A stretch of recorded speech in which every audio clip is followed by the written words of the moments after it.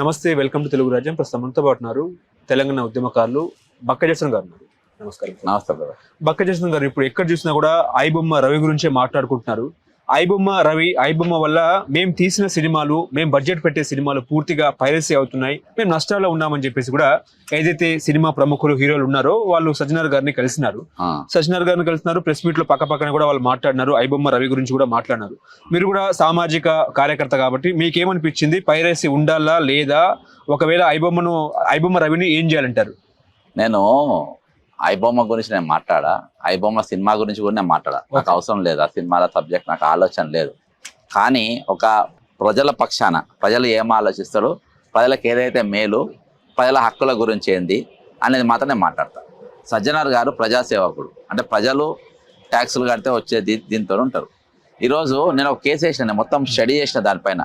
Police protocols ఉంటాయి. Police protocol ప్రకారము police platform మీదకి అదర్స్ వచ్చి కూర్చోనికి వీల్లేదు. ప్రెస్ మీట్లా ఇక్కడ చిరంజీవి కూర్చుంటాడు, అలా నాగార్జున కూర్చుంటాడు, అక్కడ దిల్ రాజు కూర్చుంటాడు. వాళ్ళు ఎవరు? వాళ్ళు పోలీసుల హోంగార్డ్ కూడా కూర్చునే హక్కు ఉంటుంది. హోంగార్డ్ కూడా కాదు, హోంగార్డ్ కూడా కానీ యాక్టర్లను నువ్వు పక్కన ఎట్లా కూర్చోబెట్టుకున్నావు? ఏ హైసియత్తో వాళ్ళు కూర్చోబెట్టుకున్నారు?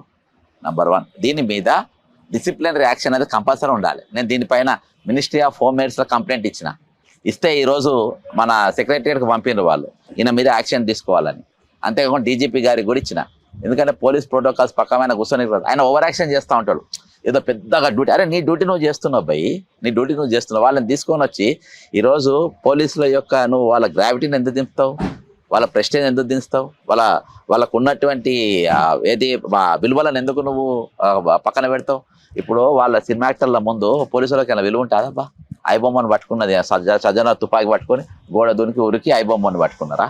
ఆడ కానిస్టేబుల్ కాంచెలు, హోంగార్డ్ కాంచెలు, ఎస్ఐలు, సిఐలు, డీసీపీలు అందరు కష్టపడి పట్టుకున్నారు. వాళ్ళని పక్కన పెట్టి ఒక దిక్కు చిరంజీవి, ఒక దిక్కు నాగార్జున, వీళ్ళని కూర్చోబెట్టుకొని ఏఐసీఎస్ వాళ్ళు కూర్చుంటారు. వాళ్ళకున్న సోషల్ స్టేచర్ ఏంది? వాళ్ళు ఎవరు అంటే ఇప్పుడు నేను చెప్తా. పబ్లిక్ ప్రజలందరూ కూడా కళలల్లో ఆఖరి కళ, నిన్న నాదెండ్ల భాస్కరరావు గారిది ఒక ఇంటర్వ్యూ తీసిన. ఆయన ఏం చెప్పిందంటే కళలలో ఆఖరి కళ ఏంటంటే సినిమా అన్నట్టు. సినిమా ఆఖరి కళ. ఆఖరి కళలా ఇప్పుడు వాళ్ళు చేసే అన్ని కూడా డబల్ మీనింగ్లు, డబల్ వాడుతో కూడుకున్నటువంటి ఇది. ఈరోజు నువ్వు 1000 కోట్ల రూపాయలు పెట్టి సినిమాలు ఎవడు తీయమన్నాడు? తీసి 1000 రూపాయల టికెట్ పెట్టి ఎవరు దూరమంటుండ్రు? ఎవరు నా మీద భారం ఏమన్నాడు? కాబట్టి ఈరోజు ఐబొమ్మ అనేటోడు బయట పెట్టిండ్రు, తీసిండ్రు. ఈరోజు ఒక కుటుంబం, సామాన్యమైన కుటుంబం ఒక ఎంటర్టైన్మెంట్కి పోవాలంటే వాడు 5,000, 10,000 ఖర్చు పెట్టే పరిస్థితి ఉన్నది ఈరోజు. అర్థమైందా? కాబట్టి ఒక ఆమెనైతే చచ్చిపోయింది, మనం చూసినాం. స్పెషల్ షోలు వీళ్ళకు, మధ్యరాత్రి షోలు ఎందుకు? వీళ్ళు ఏందబ్బా దేశోద్ధారకుల, ప్రజలకు సేవ చేసిన వాళ్ళ, ప్రజలకు ఏమన్నా ఇది చేసిన వాళ్ళు ఎవరు? వాళ్ళకి ఏం పని వాళ్ళకు? కాబట్టి వాళ్ళు ఇక్కడ ఈ సొసైటీని ఈరోజు భ్రష్టు పట్టిస్తుండ్రు, సొసైటీని తప్పుదో పోయిన ఇది చేస్తుండ్రు. కాబట్టి ఈరోజు 101% ఈయన పైన మాత్రం యాక్షన్ ఉందా? సజ్జనార్ మీద మాత్రం ఖచ్చితంగా సీరియస్గా ఉన్నాను ఆ విషయంలో. వీళ్ళని కూర్చోబెట్టుకొని ఈరోజు యాక్టర్లను కూర్చోబెట్టుకొని ప్రెస్ మీట్ పెట్టడం మాత్రం 101% తప్పు. అంటే వారు హీరోలు కాబట్టి వాళ్ళకి నష్టం. ఏమనగా హీరో నటుల వాళ్ళు హీరోలు ఎట్లయితారు? వాళ్ళ క్యారెక్టర్ ఏంది? హీరో అంటే బయట కూడా హీరోగా ఉండాలి. ఈరోజు వచ్చిన దాంట్లో అవునబ్బా, వాళ్ళకి హీరోలు కాదబ్బా, వాళ్ళు నటులాళ్ళు.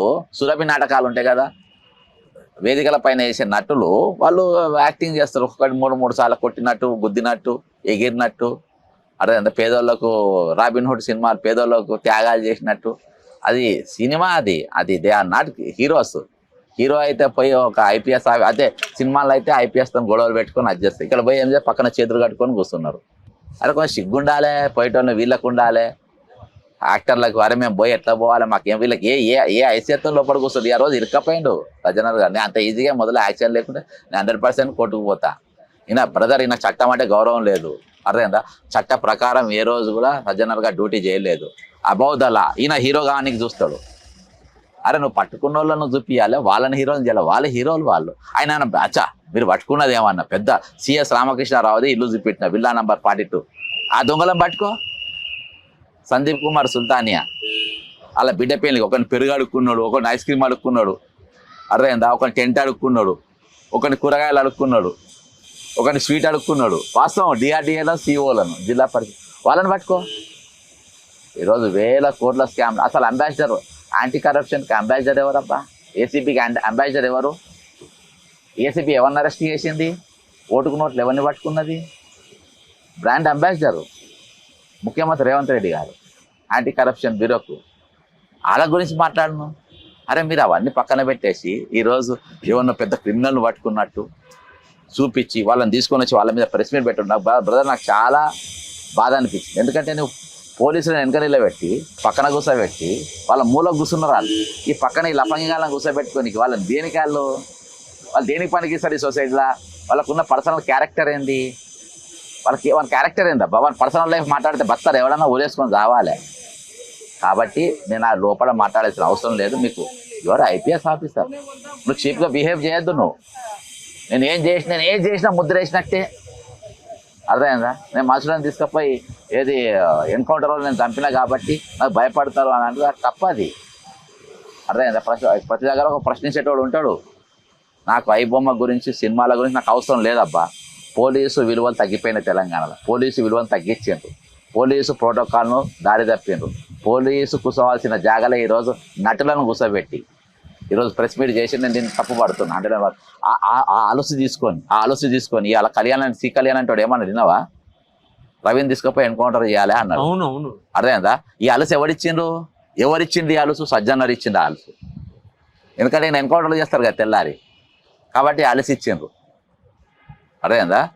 ఆ మాట ఎట్లా ఇచ్చిండు? ఇచ్చినందుకు వానికి లోపటేయాలి ఫస్ట్ సి కళ్యాణ్ గాని. రవి అనే వ్యక్తి సంఘ విద్రోహ శక్త లేదా దేశద్రోహ లేకపోతే ఏ మాట ప్రకారమైన ఎన్కౌంటర్ చేయాలని చెప్పినాడో అర్థం కావట్లేదు. అరే వాళ్ళు చెప్తున్నారు కదా బ్రదర్ వాళ్ళ క్యారెక్టర్, వాళ్ళ బతుకులు, సినిమాల బతుకులు అన్నీ నాకు తెలుసు బ్రదర్. నేను విల్లా నంబర్ 42 గ్రీన్ విల్లాస్లా సిఎస్ ఒక మంత్రి గిఫ్ట్ ఇచ్చినటువంటి ఫ్లాట్నే దొరకబట్టినా నేను గండిపేటకు పోయి. అసలు సినిమాల్లో బతుకులు, వాళ్ళు ఏంది, వాళ్ళ క్యారెక్టర్లు ఏంది, వాళ్ళ సీకటి కోణాలేంది నాకు తెలియదా బ్రదర్? ఇన్ని తీసిన ధరణి పనామా దగ్గర పెట్టినటువంటి ధరణి కంపెనీ దాని డాక్యుమెంట్స్ కాన్సల్ బయట పెట్టిన, పూణేలో కుదబెట్టిన వరంగల్ సెంట్రల్ జైల్ డాక్యుమెంట్లో పూణేకి వెళ్ళి బయటికి తీసిన. హైదరాబాద్లో ఉన్న సినిమా యాక్టర్ల బతుకులు తీసుకున్న పెద్ద పైన 2 నిమిషాల పని, వాళ్ళందరూ బతుకు తెలుసు. కాకపోతే వాళ్ళ గురించి నేను మాట్లాడితే నేను మౌత్ వాష్ చేసుకోవాలి కాబట్టి నేను లోపడిపోతలేను. కానీ ఈరోజు నేను అందుకని చెప్తున్నా, ఈరోజు ఆలస్యం ఎవరిచ్చిండ్రు? ఇవాళ సి కళ్యాణ్ అనేటోడు ఎన్కౌంటర్ చేయాలి అని చెప్పి అన్నారంటే ఆలస్యం ఎవడిచ్చిండు? నువ్వు కాదా ఇచ్చింది? ఎన్కౌంటర్ అంటే ఏంటి? అగేన్స్ట్ ద రూల్ తీసుకుపోయి కాల్చిదామంటారా? ఎంత ధైర్యం అది చెప్పండి. వాడిని వెంటనే అరెస్ట్ చేసి బొక్కలేయాలి. ఏ ప్లాట్ఫామ్ మీద ఆయన ఎట్లా మాట్లాడిండు? ఒక పబ్లిక్ వేదిక మీద ఆయన మాట్లాడితే, చాలా మంది మీడియా ఛానళ్ళ ముందు మాట్లాడితే అసలు ఆయనకు భయమే లేదన్నట్టే ఉంది. అవునబ్బా, జేబులు కదా సజ్జన దగ్గర ఉన్న తీసుకపోయింది కదా, సంపమంటారు. ఎంత నాకు తెలిసి 3rd డిగ్రీ ఎంత కొట్టినరో అర్థమైందా? ఇప్పుడు నేను మెచ్చుకుంటున్నారు కదా, చిరంజీవి మెచ్చుకునే నన్ను మెచ్చుకోవాలని వాడిని ఎంత కొట్టినరో వాడిని రవి అనేటోని. ఒకడే బ్రదర్, పైరసీ అనేది ఒక్కడు చేయడు, చాలా మంది చేస్తారు. అలా ఒకడు దొరికిండు, వాడు సవాల్ ఇస్తాడు. నేను సవాల్ ఇస్తుడతా, పలానా పన్ను పట్టుకుంటావా అందరినీ? నేను సవాల్ ఇస్తుడతా అబ్బా, నువ్వు పట్టుకుంటావా? ఇప్పుడు సోషల్ మీడియాలో రవికి సంపూర్ణ స్థాయిలో మద్దతు దొరుకుతా ఉంటే ఎవరైతే మద్దతు ఇస్తున్నారు రవికి వాళ్ళందరి మీద కేసులు పెడతానట్టు కూడా మాట్లాడుతున్నారు బ్రదర్. నేను ఒకటే చెప్తున్నా, తెలంగాణ ప్రజలు సినిమానే చూడకుండా అబ్బా, సినిమా ఎందుకు చూడాలి చెప్పు మీరు? వాళ్ళు ఏమున్నదని చూడాలి? ఆ రోజు అన్ని యాక్టింగ్లు కదా, అవి ఎందుకు చూస్తారు? మీ 1000 రూపాయలు పేదోళ్ళ దానం చేయి, పిల్లలు ఫీజులు కట్టలేకపోతారు, ఫీజులు కట్టుండ్రి. మీరు బలిపెక్కి మీరెందుకు చూస్తుండ్రు? ఇవాళ మీరు జైలుకు పెడతారు, ఎందుకంటే మీరు పుణ్యానికి సినిమా చూస్తుందని పెడుతున్నానంట. అర్థమైందా? చూడకుండా వాడు రియల్ ఫైట్ చేస్తుండ్రు అబ్బా. వాడు రంగులు వేసుకొని ఎగిరేటోళ్ళు, ఓకోడు 3 నాన్నలు పెళ్ళిళ్ళు చేసుకునేటోళ్ళు, ఇల్లీగల్ ఎఫైర్స్ పెట్టుకునేటోళ్ళు, అర్థమైందా? ఏం నేర్చుకుంటారు వాళ్ళ సమాజానికి? ఏం ఉపయోగం? నేను ఆ సినిమాలు చూసులు బంద్ చేసి మీరు వచ్చే పైసలతో పోయి హోటల్ ఏదన్నా తిని పేదోళ్ళకి ఎవరికైనా దానం చేయండి. మీరు ఒక సెక్యూరిటీ గార్డు పని చేస్తే 10,000 వస్తాయి అబ్బా, నువ్వు సినిమా పోతే 5,000 వస్తాయి. నేను 101% చెప్తున్నా కదా, ఇది జనం ఎంత తప్పు అది తప్పు. నువ్వు నేర్చుకున్న నీతి ఏందో నాకు చెప్పు. సజ్జనర్ గారు చిరంజీవిని పక్కన కూర్చోబెట్టుకున్నారు. చిరంజీవి ఒక పాట ఉన్నది, అబ్బని తీయని దెబ్బ ఎంత కమ్మగా ఉన్నది అబ్బా. దాని అర్థం చెప్పమని దీన్ని దాని అర్థం సజ్జనర్ గారిని చెప్పమని అబ్బా. అబ్బని తీయని దెబ్బ ఎంత కమ్మగా ఉందిరో అబ్బా అని పాట పాడింది. దాని అర్థం ఏందో చెప్పమాను, చెప్పగలుగుతారా? మాట్లాడగలుగుతారా దీని గురించి? పట్టెలు ఇప్పుకొని బజార్లో నిలబడ్డ పాట అది. అసలు పక్కన కూర్చోబెట్టుకుంటారా బ్రదర్? ఇటువంటి ఏంది వాళ్ళ క్యారెక్టర్ ఏంది? వాళ్ళు దేని మీద డ్యాన్స్లు వేస్తారు? అదే సమాజానికి ఏం ఉపయోగం వాటి వల్ల? ఇప్పుడు రవి అనే వ్యక్తి మధ్యతరగతి దేవుడు అన్నట్టు కూడా ప్రజలు మాట్లాడుతున్నారు. నిజంగా దేవుడికి ఇవిడు కాదు బ్రదర్. ఆయన తప్పు చేసి నేను అంటలేను.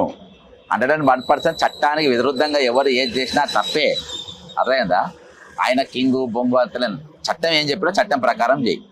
చట్టంలా ఇప్పుడు నేను ఒకటి చెప్తాబ్బా, నందు గారు నీ వాచ్ పోయింది, నీ వాచ్ బక్క జేర్సన్ దొంగతనం చేసిండు. బక్క జేర్సన్ సజ్జనర్ గారు పట్టుకొని వచ్చి నందుని పిలిచిండ్రు. నందు నీ వాచ్ దొరికింది, ప్రెస్ మీట్లో కూర్చుంటాడా? ఇక నేను చెప్తున్నా, ఒక రూల్ పెట్టండి. ఇక ఎవరెవరైతే దోపిడీకి గురవుతారో, దొంగతనాలు అవుతాయో, బాధితులు కంప్లైంట్ ఇస్తారు, వాళ్ళని పక్కన కూర్చోబెట్టాలి, ప్రెస్ మీట్ పెట్టాలి. Rule is rule for all. నువ్వు చిరంజీవిని కూర్చోబెడితే రేపు పెళ్ళైన కూడా పెట్టుకోవాలి. మళ్ళీ ప్రతి పోలీసు తెల్లాలేసా మీ ప్రెస్ మీట్లో ఇక ఈ దుకాణం బంద్ చేయాలి. అరే brother, Sajjanar should understand that you are not the hero, you are the public servant అనేది మా అదర్. ఐపీఎస్ అంటే ఏంది? ఇండియన్ పోలీస్ సర్వీస్ అంటే నేను నీకు సేవలు అందిస్తా. కానీ ఐపీహెచ్ కాదు, ఇండియన్ పోలీస్ హీరో అని అనుకుంటే ఎట్లా? You are not a hero mister Sajjanar, you are only a servant, public servant. అదేందా? కాబట్టి నేను నా రూల్ ప్రకారం నేను చేసుకుని రూల్స్ గీల్స్ ఇక్కడ నడవై. రాజ్యాంగం అనేది ఒకటి ఉన్నది, పోలీస్ ప్రోటోకాల్. నేను ఐఆమ్ సన్ ఆఫ్ పోలీస్. మా అయ్య డ్యూటీ చేస్తే, నువ్వు డ్యూటీ చేస్తే ఒక హోంగార్డ్ విలువ పెరగాలి, ఒక కానిస్టేబుల్ డ్యూటీ విలువ పెరగాలి, ఒక డీసీపీ వాల్యూ పెరగాలి. నువ్వు ఎవరిని విలువ పెంచినావు? చిరంజీవి సి కళ్యాణ్ అనేటువంటి ఎన్కౌంటర్ చేయమని విలువ దాకా పెంచినావు. అంటే వాడు నీకు ఆర్డర్ ఇస్తే మరి మీరు పీకనికి ఉందా? సి కళ్యాణ్ అనేటువంటి ఒక లఫంగిగాడు ఎన్కౌంటర్ చేయమని నీకు ఆర్డర్ ఇచ్చిన తర్వాత నువ్వెందుకున్నావు? What are you there for that? Are you going to take the orders of DGP, are you are going to take the orders of mister C Kalyan, who is the white collar broker in film industry? Answer me mister Sajjanar, నా straight question. కాబట్టి నీకు న్యాయం సజ్జనర్ గారు ఒక న్యాయం జరగాలంటే బాధితుడు గొప్పోడై ఉండాలి, నేరస్తులు పేదోళ్ళు ఉండాలి. ఇమీడియట్గా న్యాయం అవుతుంది. అలాంటి రూల్ రావాలంటారా? ఇప్పుడు మీరు అన్నట్టే పేదవాడు స్టేషన్కి వచ్చి కంప్లైంట్ ఇచ్చినా కూడా ప్రెస్ మీట్ పేదవాడు పక్క నుండే పోలీసులు నిర్వహించాలంటారా? అంతే కదా, ఇక పెట్టాలి, స్టార్ట్ చేయాలి అది. ఇప్పుడు చిరంజీవి ఎట్లా కూర్చోబెట్టినావు? నేను కూడా పైన కంప్లైంట్ చాలా ఇచ్చిన, నేను కూడా పక్కన పోయి కూర్చుంటా. సజ్జన పక్కన కూర్చొని ప్రెస్ మీట్ చేయాలి. నువ్వు కంప్లైంట్ ఇచ్చినప్పుడు, నువ్వు దొంగతనం పెట్టినప్పుడు పక్కన దోపిడీ కూడా ఇద్దరు పక్కన పెట్టి ఇచ్చేయాలి. బ్రదర్, నేను ఎందుకు చెప్తున్నా అంటే రేపు వచ్చేటోళ్ళ చాలామంది ఐపీఎస్లు ఐఏఎస్లు వస్తారు. వాళ్ళు ఇసోటోళ్ళని చూసి చెడిపోద్దని. అర్థమైందా? నీకు డ్యూటీ ఎందుకు ఇచ్చింది? నీ డ్యూటీ నువ్వు చెయ్యబ్బా, నా డ్యూటీ నేను చేస్తా.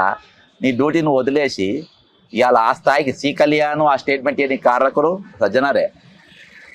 అంత లిబరల్ నువ్వు ఇచ్చినావు. నువ్వు రేపు రవి అనేటువంటి ఏం జరిగినా కానీ బాధ్యత సజ్జనరే భావించాలి. 100%. సి కళ్యాణ్ ఆల్సో వాడేవాడబ్బా, ఈయన ఇచ్చేయాల్సే కదా. ఈయన సినిమాలో పక్కన పెట్టుకొని ప్రెస్ మీట్ పెడతాం కదా, సి కళ్యాణ్ గారు మాట్లాడింది. కాబట్టి ఐబొమ్మ రవి అనేటువంటి ఏమైనా పోలీస్ బొమ్మలు బాధ్యత వహించాలి. కానీ వాళ్ళు వేలకు వేలు ఖర్చు పెట్టి సినిమాలు తీసినప్పుడు నేను అడిగిన తీమని, నేను అడిగినా తీమని, నువ్వు బలిసి తీస్తున్నావు, నీకు ఆ పైసలు ఎక్కడికి వస్తున్నాయి? అలా వైట్ మనీ ఎంత, బ్లాక్ మనీ ఎంత ఇస్తున్నావు? దమ్ముంటే బయట ఆడిటింగ్ రిపోర్ట్ మొత్తం బయట పెట్టు, నేను నిజాయితీ ఎంతో చూస్తా. బ్లాక్ మనీ ఎంత ఉంటే వైట్ మనీ ఎంతో తెలియదా? ఎంత పైసలు ఎంత తెలియదా? కాబట్టి బ్రదర్, నాకు ఆ చిల్లరగాళ్ళ గురించి తక్కువ మాట్లాడితే మంచిది. ఈ సొసైటీలో బిచ్చగాడు కూడా హీరో. ఎట్లా తెలుసా? ఐఆమ్ ఏ బెగ్గర్, దయచేసి నా పరిస్థితి బాగలేదు, నా కాలు లేదు, నా చేయలేదు, దయచేసి నా రూపాయి ఇవ్వండి అని బాధాప్తా చెప్పాడుకుంటారు. ఇలా అట్లా అడుక్కోరు వీళ్ళు, వైట్ కాలర్ దొంగలు లెక్క అడుక్కుంటారు. నేను బ్రదర్, ఈ సొసైటీలో అందరు ఒకటే. భిక్షగానికి మొదలుపెట్టి పైన మేడ పైన ఉన్న వ్యక్తి వరకు అందరికి సమాన హక్కులు ఉంటాయి. అదే ప్రజాస్వామ్యము. That is the largest democracy. ఈ ప్రపంచ దేశంలో ఇయాటికి మన దేశం వరదిల్లుతుందంటే ఓన్లీ బికాజ్ ఆఫ్ ఆ ప్రజాస్వామ్యం ఒక ఎసెన్స్ పక్కన పెట్టి ఇవాళ నువ్వు ముఖాలు చూసి బొట్టు పెడితే విఐపి, ఈయన విఐపి దొంగ, ఈయన విఐపి ఇది అనేది అది నడవది. నేను దాన్ని ప్రశ్నిస్తున్నా. ఇలా 101% you should answer to the nation. నువ్వు తెలంగాణ ప్రజలకు నువ్వు చెప్పాలి, దేశ ప్రజలకు. నువ్వు ఇండియన్ పోలీస్ సర్వీస్ కాబట్టి దేశానికి నువ్వు జవాబు చెప్పాలి. నువ్వు ఏ హోదాలో చిరంజీవి కానీ, వాని నాగార్జున కానీ, మా రాజమౌళి కానీ వాళ్ళు ఎట్లా కూర్చోబెట్టుకున్నావు? వాళ్ళు హోంగార్డు కూడా కాదు, హోంగార్డులు కూడా కాని వాళ్ళని పక్కన ఎట్లా కూర్చుంటావు? నువ్వు ఆన్సర్ చెప్పి తీరాలే సజ్జన్. కాంటెస్ట్. ఇప్పుడు చిరంజీవి మాట్లాడుతున్నారు ఏంటంటే గేమ్ చేంజర్ సినిమా పైరసీ. అరే ఆడ బొమ్మగాడు ఆడ మాట్లాడతావు అనుకుంటే నేను చెప్పాలి. అబ్బా చెప్పండి, నేను ఐపీఎస్ గురించి మాట్లాడుతున్నా, నటుల గురించి నేను జవాబు చెప్పడానికి లేదు. I'm extremely sorry.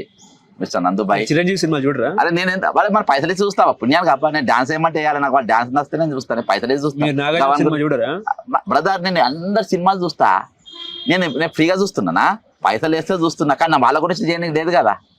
మీరు వాళ్ళకి అభిమానులు గారా? నేను ఎందుకు అభిమానం ఉంటా అబ్బా, అరే నాకు మించిన హీరో అని అబ్బవాడు. మీరు చిరంజీవి ఫ్యాన్స్ గారా? నేను ఎందుకు అబ్బా ఫ్యాన్, నాగార్జున ఫ్యాన్ గారా? నేను ఎందుకు ఫ్యాన్ ఉంటా చెప్పు, వాడు ఏం చేసిన ఫ్యాన్ ఉంటా చెప్పు, వాడు ఆస్తి పంచిందా, వాడు ఏమన్నా రాబిన్ హుడ్డా? అర్థమైందా బ్రదర్, నువ్వు ఫ్యాన్ హీరో ఎవడంటాడు, అర్థమైందా బ్రదర్? నేను లోతుగా పోదాల్సుకోలేదు, నేను మళ్ళీ ఉదయ్ కిరణ్ వాణ్ణి గుర్తు చేస్తే ఇజ్జతి పోతుంది, వదిలేసి. ఓకే, మీరు ఎందుకు ఇక్కడికి వచ్చారు? హ్యూమన్ రైట్స్ కమిషన్ ఎందుకు వచ్చారు అసలు? ఒక కేసు మన ఉస్మాన్ నగర్ లా మునిగిపోయింది, అక్కడ చిరంజీవి నాగార్జున వచ్చి వాళ్ళని కాపాడుకుంటే మేము పోయినాం వాళ్ళ తరపున. పోతే ఆ కేసు పిలిచిండు, 2000 మునిగినాయి, వాడి తరపున మేము కేసు వేసినాము. చిరంజీవి నాగార్జున వచ్చి కాపాడుకుంటాను వాళ్ళు అనుకున్నారు, కాపాడలే, మేము వచ్చి కాపాడినందుకు కోర్టుకు పిలిచాం. ఓకే, పైరసీ గురించి మీరేం చెప్తారు? ఇప్పుడు పైరసీ ఆగాలంటారా, లేకపోతే ఇలాంటివి పూర్తిగా అంటే ఐబొమ్మ రవి లాంటి వాళ్ళు పూర్తిగా పైరసీని కట్టడి చేసేసి సామాన్య మంత్రులకు టికెట్ల భారం తగ్గించి సినిమాలు తీయాలంటారా? సినిమాలే తీయద్దాక నాకు ఏం లాభం వస్తుంది, సినిమా ఎందుకు, సినిమా ఎందుకు అబ్బా, అవసరమే లేదు, నా టైం వేస్ట్ అది, అబద్ధాలు బూతులు చూడడానికి.